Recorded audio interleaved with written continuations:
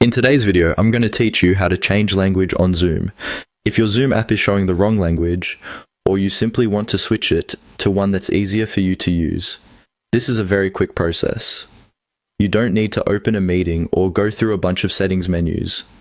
Everything can be done directly from the Zoom icon on your computer's taskbar, and I'll walk you through it clearly so it's easy to follow. To begin, go down to your taskbar at the bottom of your screen. On the right-hand side, look for the small arrow that opens hidden icons. This arrow is useful because some apps, including Zoom, may be running in the background without showing directly on the main part of the taskbar. Click that arrow to reveal the hidden system tray icons. Once the hidden icons are open, look for the Zoom icon on the right side. Take a moment to make sure you're selecting the correct app. If Zoom is currently running in the background, its icon should appear there. This method works best when the app is already open or running silently in the system tray. Next, right-click on the Zoom icon.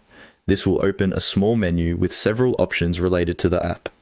Right-clicking is important here, because a regular left-click may simply open the Zoom window instead of showing the menu you need. From that menu, click on the option that says Switch Language. This is the setting that allows you to change the display language for the Zoom app. After you select it, you should see a list of available languages. Choose the language you want to use, and Zoom will usually refresh or restart its interface so the new language can take effect.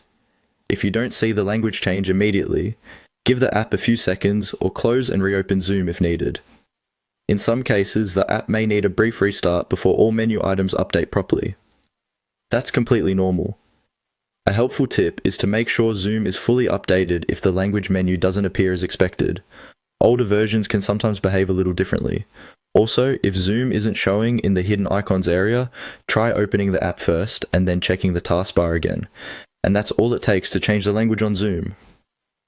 Once you know where to look, it only takes a few clicks and can make the app much more comfortable to use.